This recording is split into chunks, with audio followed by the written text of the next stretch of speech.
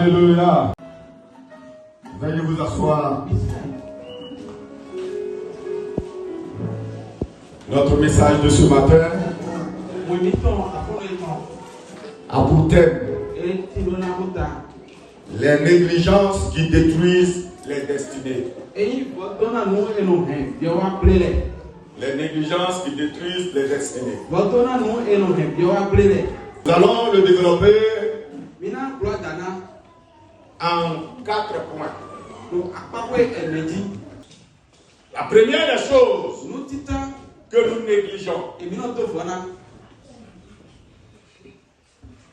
et qui affecte négativement notre devenir,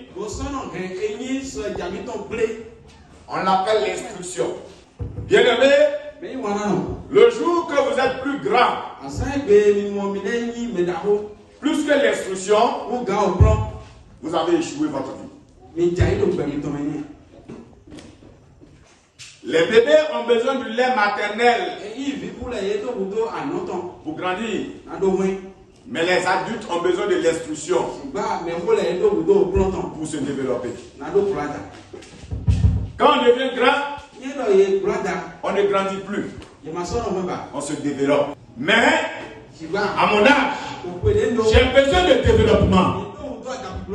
Et le développement ne peut jamais venir si vous refusez l'instruction. Alléluia. Et c'est par manque d'instruction que l'Afrique est à ce niveau.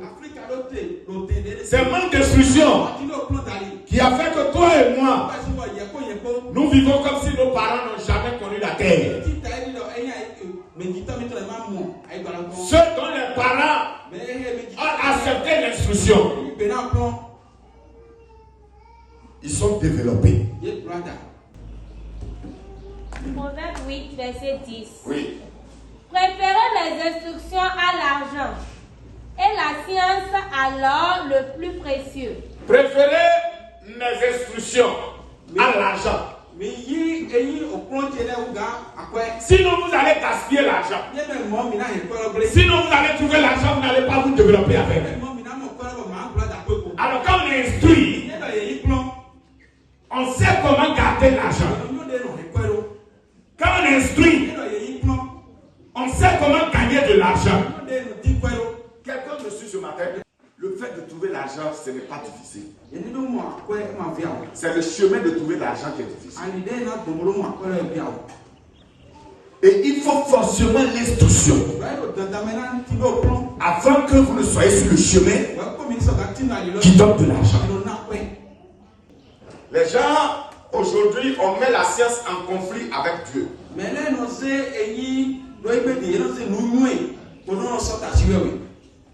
Il n'y a aucune science qui ne vient pas de Dieu.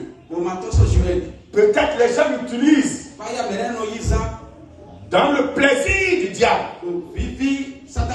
Sinon, la science, elle est constructive.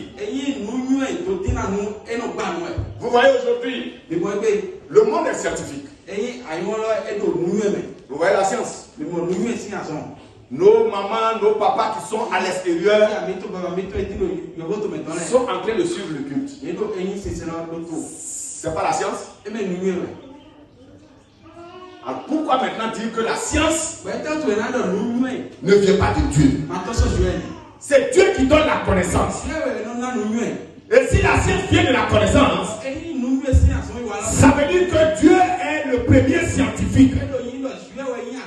Et si l'homme est une créature de Dieu, ça veut dire que Dieu est le premier scientifique.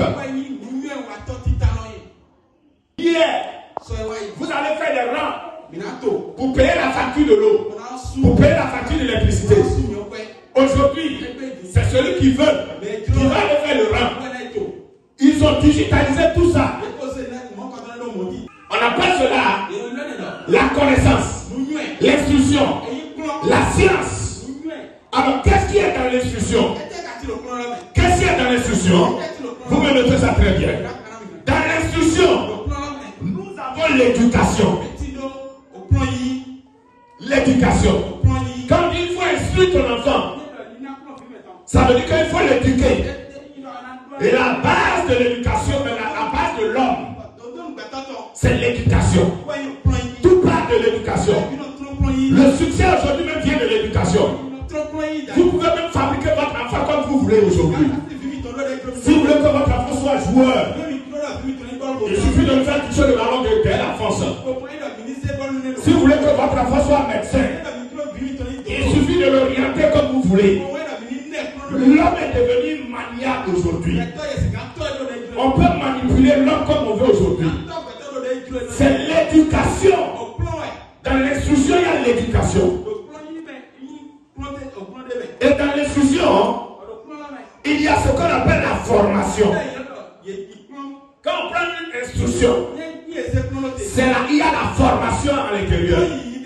Donc ce que nous sommes même en train de faire ce matin, on l'appelle la formation.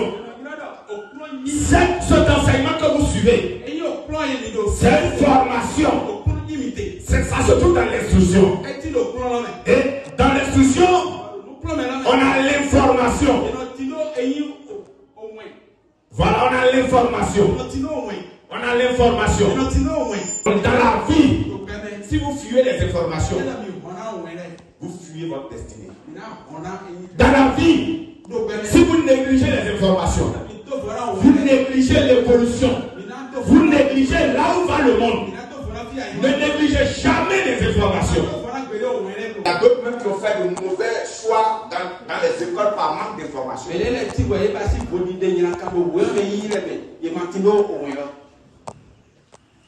savez, votre dernier ami avant d'aller dans la tombe, c'est ce que vous avez appris. C'est ce que vous avez retenu ça. C'est ce que vous avez appris.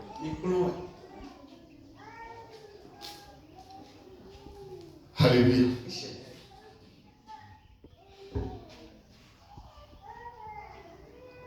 Et d'où vient l'instruction? L'instruction vient de la parole de Dieu.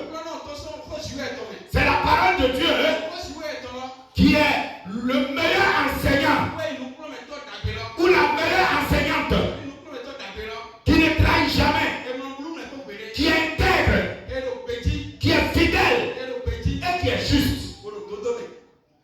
La parole de Dieu, elle éduque. Ce qu'il y a dans ce livre-là, ce qu'il y a dans ce livre,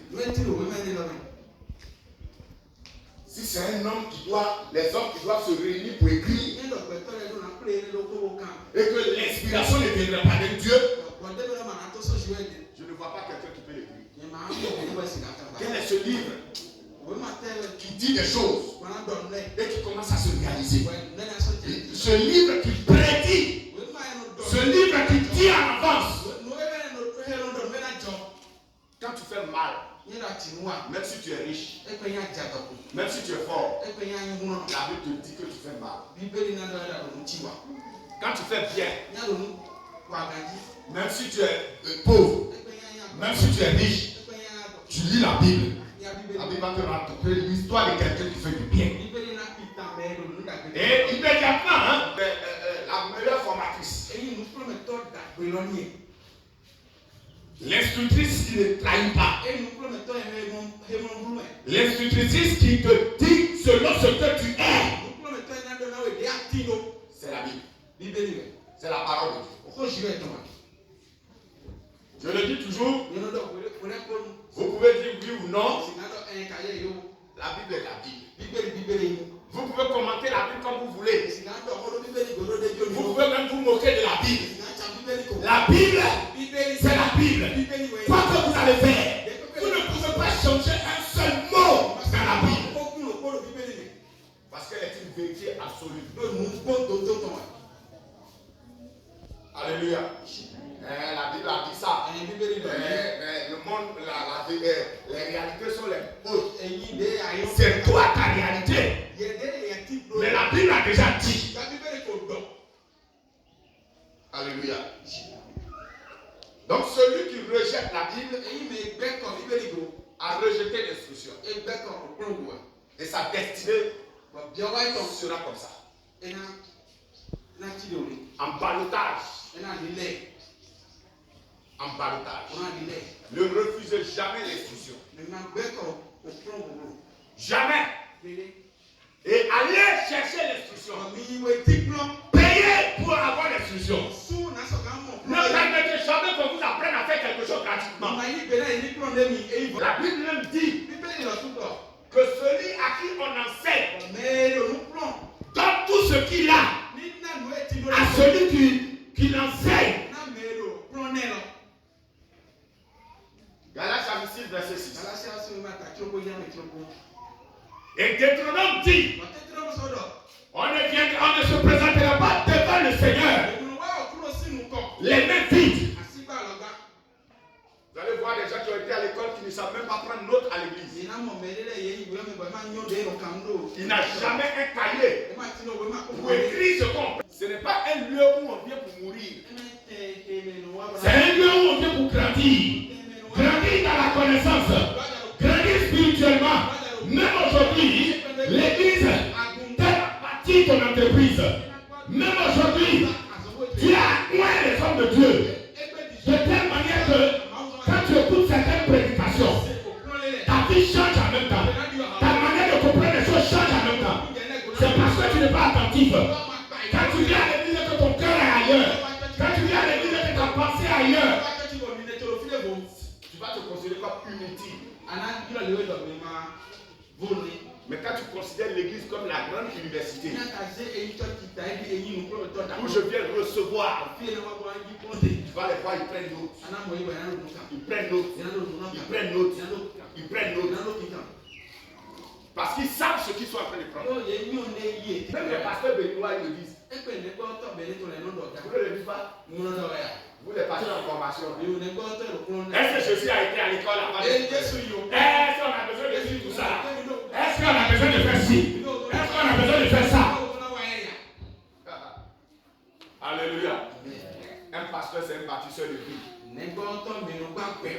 Si tu es pasteur que tu ne connais pas, comment tu vas bâtir le mécanicien? Et comment tu vas bâtir le médecin? Et comment tu vas bâtir le philosophe? Il faut faire la philosophie pour bâtir le philosophe. Il faut faire les mathématiques pour bâtir un mathématicien. Parce que quand il est mathématicien, tout son raisonnement est mathématique. Il faut connaître au moins les béabas de la science pour pouvoir parler aux scientifiques. Puisque tout ce que les scientifiques, tout ce qui est dans sa tête, c'est scientifique. Je dois connaître ce que je vais vendre aux gens. Je dois connaître ce qui me rapporte de l'argent. Je dois connaître ce que je fais. Amen. Dis Éternel, donne-moi la connaissance à partir de ce matin. Mets ta main droite sur ta tête. Dis Éternel, donne-moi la connaissance à partir de ce matin. L'esprit de la connaissance, le courage de la recherche de la connaissance. Dans mon commerce, dans mes études, dans ma vie, donne-moi la connaissance, Seigneur. J'ai besoin de ta connaissance. Donne-moi ta connaissance. Toi qui as été la source de connaissance de Salomon, donne-moi la connaissance. J'ai été la source de connaissance de David. Donne-moi la connaissance. Éternel, donne-moi la connaissance. Père, donne-moi la connaissance. Yahweh, donne-moi la connaissance. J'ai besoin de ta connaissance. Je veux bâtir ma vie. Je veux bâtir ma destinée. Ta connaissance. Donne-moi la connaissance. Parle à Dieu, s'il te plaît. Parle à Dieu, s'il te plaît. Au nom de Jésus, nous avons prié. Le second point, c'est le spirituel. Quand vous négligez le spirituel, vous négligez votre relation avec Dieu. Dans le spirituel, il y a encore l'instruction. Parce que l'instruction vient de Dieu. La connaissance vient de Dieu. À travers sa parole. Dans le spirituel, il y a ce qu'on appelle l'alliance. L'alliance. Alléluia. Quand tu es spirituel, tu dois être en alliance avec Dieu. Quand tu viens dans cette église, tu dois te dire, Seigneur, j'ai besoin d'une alliance avec toi. Bien aimé, je vais te dire quelque chose. Tant que quelqu'un n'a pas pu briser ton alliance avec Dieu, quoi qu'il fera, ça ne peut pas t'arrêter. Vous comprenez ce que je dis? Je prends la sorcellerie. Si jamais vous n'avez pas brisé votre alliance avec Dieu, ils n'ont qu'à se grouper. Il ne faut même pas, ils vont passer par la nuit encore. Il ne faut pas, ils vont passer par la nuit. Ils n'ont qu'à venir te soulever sur ta natte. Quand ils vont t'amener dans leur couvent, eux-mêmes ils vont fuir. Alléluia. Au vif son couteau. Au vif son couteau. Au vif son couteau. Vous savez que c'est une alliance. C'est après la prière que Dieu nous a donné ce slogan. Vous pouvez tuer celui qui est déjà mort. Hein? Alléluia. Si vous allez quelque part où on dit que quelqu'un est mort, on est en train de pleurer la personne. Et subitement la personne se lève. Mais ce que vous allez faire, la débandade. C'est ça les enfants de Luc. On est mort avec Christ et on est ressuscité. On devient terreur et personne ne peut nous faire peur. L'alliance avec Dieu, c'est la protection. 1. C'est la relation. 2. C'est ça qui fait que Dieu te reconnaît.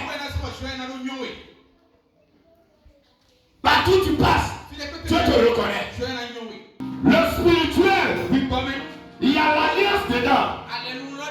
C'est pourquoi quand on dit d'être spirituel, c'est une manière de te dire, rentre dans l'alliance avec Dieu. Quand on te dit, sois fort spirituellement, ça veut dire, fais tout possible pour être en alliance avec Dieu. C'est ce qu'on appelle le spirituel. Et je vais vous donner un secret. Écoutez-moi très bien. Il n'y a jamais un puissant sur la terre qui n'a pas une divinité derrière. Jamais. Une bouteille n'est jamais vide. S'il n'y a pas un liquide dedans, il y a de l'air dedans. Vous m'écoutez très bien? Ne regardez pas les gens comme ça. Il y a d'autres qui vont dire que moi je suis athée. C'est faux. Dans son cœur, il y a un Dieu là. Une fois qu'il peut observer la nature, il dit waouh. Une fois que les choses peuvent se passer, il va dire j'ai la chance. Lui dit chance. Mais qu'est-ce qui produit la chance? C'est ça qu'on cherche. Si vous êtes vide, le monde va jouer avec vous comme le ballon. Si vous êtes vide, le monde va jouer avec votre vie, votre destinée. Soyez dans l'alliance avec Dieu. C'est-à-dire là où Dieu est, vous devrez être là. Si Dieu marche, vous marchez. Dieu s'assoit, vous vous asseyez. Dieu se lève, vous vous levez. C'est ça qu'on appelle alliance avec Dieu. Je vais vous dire une vérité.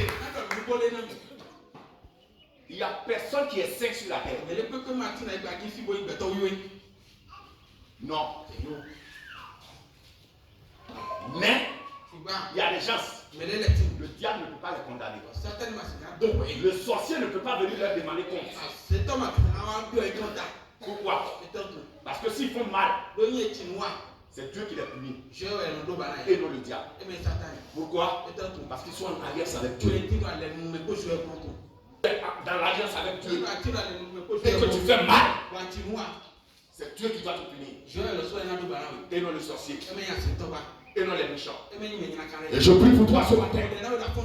Tout méchant de ta famille qui continue encore de toucher ta destinée, qui sont paralysés au nom de Jésus. Qui sont paralysés au nom de Jésus.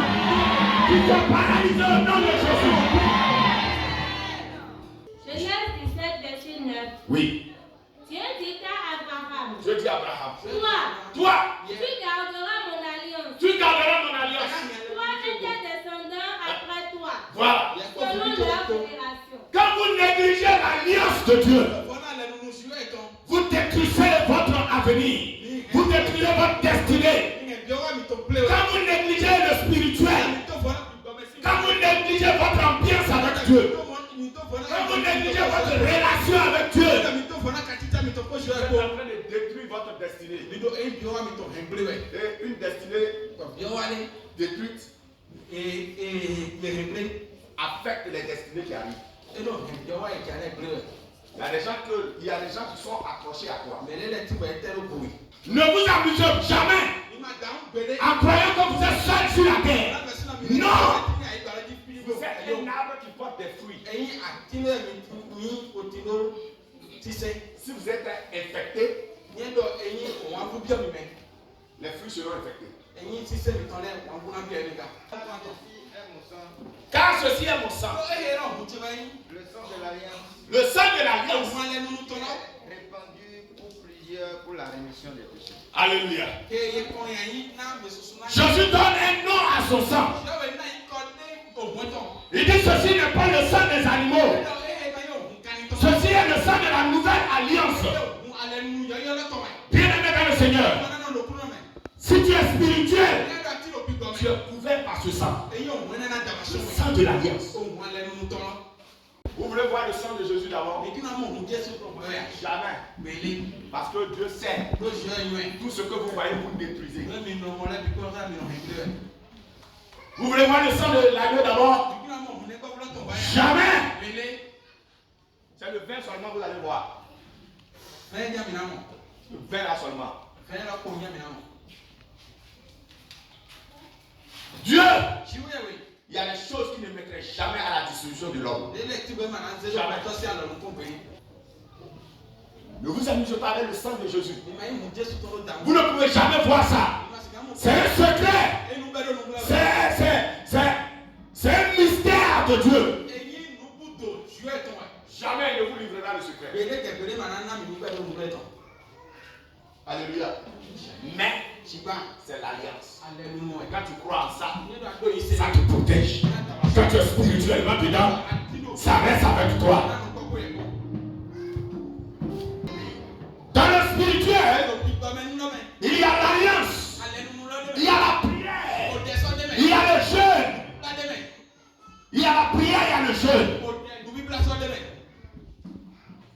Dans le spirituel, toute personne, tout chrétien qui néglige la prière, tout chrétien qui néglige le jeûne, sa vie sera comme un feu de paille. Ça brûle et ça se tait. La prière, Jésus dit, priez afin de ne pas entrer dans la tentation. Ça veut dire que la tentation détruit la vie. La tentation détruit les destinées. Pour l'arrêter, pour le bloquer, c'est la prière. Et je prie pour toi ce matin, au nom tout puissant de Jésus-Christ de Nazareth. Ta prière ira chercher le bonheur. Ta prière ira chercher ton bonheur. Ta prière ira collecter ton bonheur. Là où tu ne peux pas aller, le bonheur que tu ne peux pas avoir, la prière va te la ramener au nom de Jésus. L'alliance, la prière, le jeûne, dans le spirituel, il y a ce qu'on appelle les offrandes. Les offrandes. Ne vous amusez pas avec offrande. Quand vous voyez que tout est serré, si tout est serré et que c'est dur, cherchez l'offrande que Dieu fait à nous. On appelle ça offrande de déblocage. L'offrande, quand c'est dur, même dans la maladie, et que tu ne peux pas prendre cette maladie-là, va chercher une offrande et donne à Dieu. Les gens disent non, tu ne peux pas acheter Dieu. On ne donne jamais à celui qu'on dépasse. Ça là, c'est pas une offrande. C'est une aide. L'offrande qu'on donne à Dieu, c'est parce que Dieu nous dépasse. Et c'est les règles de la vie. Quand tu donnes à celui qui est plus grand que toi, le jour que toi tu auras un problème, quand tu iras vers lui, qu'est-ce qu'il va faire? Il va gérer. Dis à quelqu'un, touche quelqu'un à côté de toi. Dis si tu donnes à Dieu, Dieu va gérer ta situation. La dîme, on ne donne jamais la dîme à un inférieur. Non, la dîme se donne toujours à un supérieur. Est-ce que vous m'écoutez ce matin? Ça veut dire que quand tu donnes la dîme, tu es en train de monter à la supériorité. Tu es en train de vouloir faire quelque chose que les grands font. Et la parole de Dieu a tout dit sur la dîme. Apportez-moi la dîme. Je vais ouvrir les écluses du ciel. Apportez-moi la dîme. Le dévoreur ne rentrera plus chez vous. Voilà le spirituel. La dîme est spirituelle. C'est pourquoi ceux qui ne sont pas spirituels, au lieu de donner la dîme, critiquent la dîme. La dîme n'est pas la loi. Allez dire à ces pasteurs-là que la dîme. Le révérend Mokadi dit la dîme. Ça n'a rien à voir avec la loi. La dîme, on appelle ça le fondamental. Vous comprenez? c'est au temps de Moïse que la loi a commencé. Mais les gens ont donné la dîme avant Moïse. Abraham a donné la dîme. Alléluia. Isaac a donné la dîme. Jacob a donné la dîme. Qui a prêché la dîme à Abraham? Quel pasteur lui a prêché la dîme? Quel pasteur a prêché la dîme à Isaac? Quel pasteur a prêché la dîme à Jacob? Il n'y avait pas de pasteur en leur temps. Mais c'est Dieu lui-même qui le leur a dit. Ça veut dire que la dîme, c'est le fondamental, la base de la vie, la base de la protection de la vie. C'est ça qu'on appelle la dîme. La troisième chose, c'est le physique. Le physique. Alléluia. Pas ça. Alléluia. Le physique. Quand vous négligez le physique, vous perdez votre destinée. Ne négligez jamais le physique. Prenez soin de votre santé. C'est le physique. Prenez soin de votre santé. Ne vous négligez pas.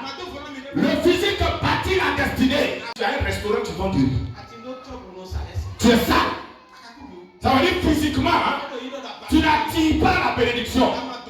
Physiquement, tu n'attrapes pas la bénédiction. Comment tu vas? Tout ce qui vous donne à manger, c'est pour bâtir votre destinée. Il faut l'entretenir. Bien-aimé, c'est la gloire qui attire la gloire. L'argent attire l'argent. La beauté attire la beauté. La beauté attire la beauté. Le physique, entretenez votre physique. Il y a des gens qui se négligent et ça gâte même leur mariage. Premièrement, c'est l'instruction. Tu as l'instruction, c'est bon. Deuxièmement, c'est le spirituel. Tu es dans l'alliance avec Dieu, c'est bon. Mais ton corps, c'est le temple de Dieu. Tu dois l'entretenir. Tu dois entretenir ton corps. C'est le temple de l'Éternel. C'est ce corps-là que Dieu utilise. Je vais vous surprendre. Dieu ne bénit pas ta grandeur. Tu es géant. Dieu ne bénit pas. Tu es noir. Dieu ne bénit pas. Tu es clair. Dieu ne bénit pas. Dieu bénit ce que tu fais avec.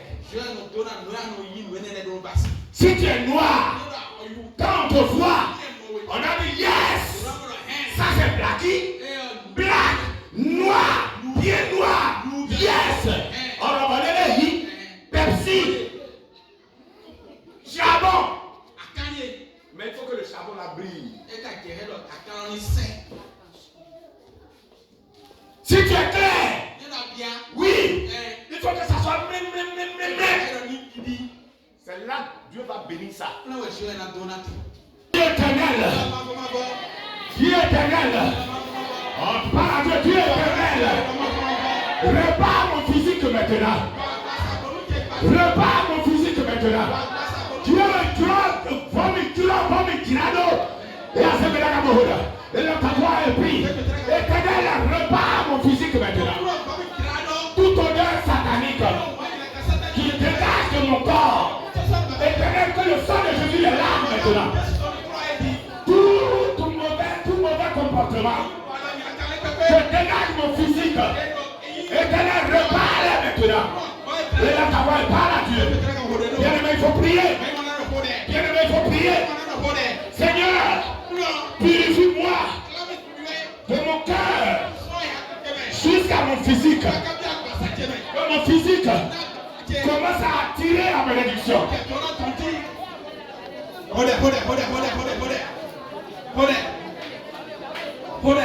Au nom de Jésus, nous avons prié.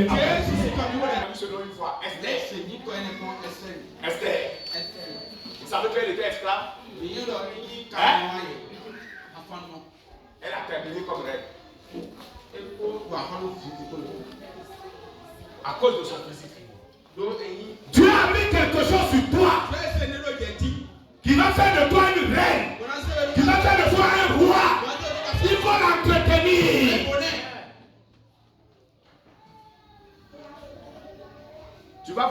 gens qui ont perdu les jambes. Ils sont riches que nous qui avons les jambes. Parce que ça va prétenir le physique. Ne négligez pas votre physique. Ne négligez pas votre physique. On n'est pas obligé d'aller à l'école d'abord. On n'est pas obligé d'avoir l'argent d'abord. On n'est pas obligé d'être enfant de ministre. Dieu n'a pas regardé ton papa avant de te donner la beauté. Dieu n'a pas regardé ta maman avant de te donner la beauté. Ta maman peut être courte. Toi tu es géant. Ton papa peut être géant. Toi tu es court. Dieu t'a donné pour que tu puisses influencer quelque chose. Utilise ça. Si tu sais utiliser tes faiblesses comme gloire, tu deviendras riche. Et ceux qui se moquent de toi seront un peu de rire quand toi tu deviens riche. Est-ce que quelqu'un est là ce matin? Ne néglige pas ces choses que je suis en train de te dire. La quatrième chose, c'est les relations. La Bible dit, celui qui a beaucoup d'amis les a pour sa perdition. Bien aimé, la Bible dit, il y a un ami plus qu'un frère. Ne négligez pas les relations humaines. Ne gâtez pas tout. Ne gâtez pas tout. Ne négligez pas les relations humaines. Quand Dieu vous met quelque part, soyez bien avec tout le monde. Si vous venez dans cette église, soyez bien avec tout le monde. D'ailleurs, c'est pourquoi on prêche la repentance. Pour qu'on change de comportement. Afin qu'on soit à l'aise socialement. Dans les relations, il y a ce qu'on appelle l'amitié. Dans les relations, il y a ce qu'on appelle le partenariat. Dans les relations, il y a le mariage. Dans les relations, il y a la famille. Dans les relations, il y a les rencontres. Dans les relations, il y a la communication. Ne négligez pas ça. Ne négligez pas votre mariage. Ne négligez pas votre famille. Quand vous avez des enfants, attendez-vous avec votre femme et vos enfants. C'est ça qu'on appelle relation. Quand vous êtes quelque part, faites tout possible pour mettre la bonne ambiance. Ça construit la destinée. Ça construit la destinée. Ça construit la destinée. Pardonnez tout ce que on va vous faire. Si vous ne pardonnez pas, vous aurez peur des gens et vous n'aurez pas de relation. La vie, elle est comme ça.